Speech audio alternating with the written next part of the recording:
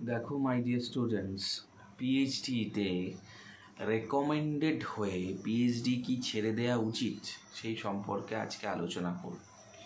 মানে তুমি কিছুদিন যাবৎ পিএইচডি করছো, তারপর তুমি পিএইচডিটা তোমার মনে হচ্ছে যে ভালো লাগছে না, আমি এই ফিল্ডের নয়, যেরকম সিচুয়েশন হয়ে থাকে, যেমন একটা অবাধ সমুদ্র এসে পড়া, কি রিসার্চ করব, কি ধরনের রিসার্চ করব, কি টাইপের রিসার্চ করব, সেই সম্পর্কে আমাদের তথাকথিতভাবে আমরা অবগত যেহেতু হতে পারি না, তো সেই ক্ষেত্রে একটা হিউজ পরিমাণে প্রবলেম হয়ে থাকে যে আমি অ্যাট প্রেজেন্ট যে সিচুয়েশান রয়েছে সেই সিচুয়েশানের রেসপেক্টে কী ধরনের আমার মোটিভ থাকবে রিগার্ডিং দিস পারপাস।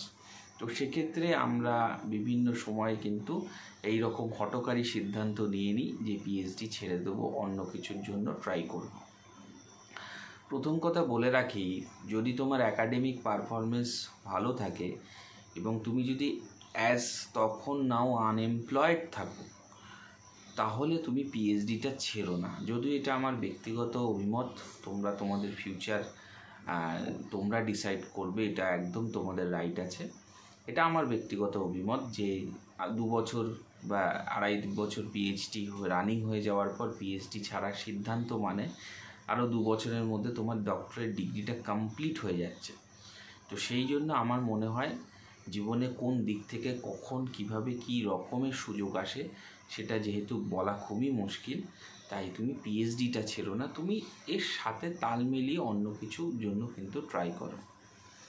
এছাড়া আরেকটা জিনিস বিশেষভাবে গুরুত্বপূর্ণ, সেটা হচ্ছে পিএইচডি করার ক্ষেত্রে যখন তোমার অলরেডি তুমি 2 বছর পাস হয়ে গেছো, তখন যদি তুমি সেই মুহূর্তে পিএইচডিটা ছাড়ো, তাহলে কিন্তু তুমি কোনো পার্টিকুলারলি বেনিফিট পাবে না। সেই মাস্টার ডিগ্রি করা সেই রকম ক্যান্ডিডেট যে রকম সুযোগ সুবিধা পায় সেই রকম কিন্তু পাবে।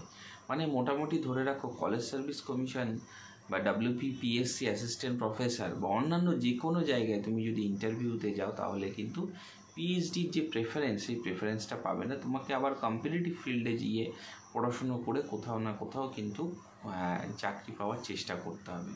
তো সেই জন্য পিএইচডির যে সিচুয়েশান, যে স্কোপ, সেই জিনিসটাকে তুমি যদি সঠিকভাবে করতে চাও বা সঠিক পদ্ধতি অনুযায়ী যদি ভাবো, তাহলে সেক্ষেত্রে একটা বিশেষ গুরুত্বপূর্ণ যে জিনিসটা, সেটা হলো পিএইচডিকে কন্টিনিউশন রাখো এবং কন্টিনিউশন রেখে যদি তোমার 2 বছর বা 1.5 বছর হয়ে যায়, সেটাকে কমপ্লিট করার চেষ্টা করো।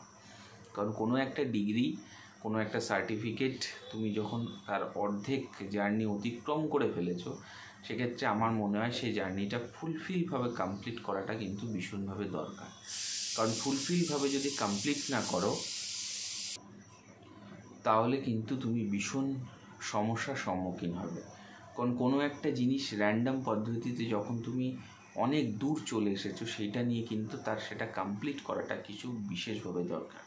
দেখো, কলেজ সার্ভিস কমিশন বা অন্যান্য সার্ভিস কমিশনে এই যে সিচুয়েশান, সেই সিচুয়েশানটা কিন্তু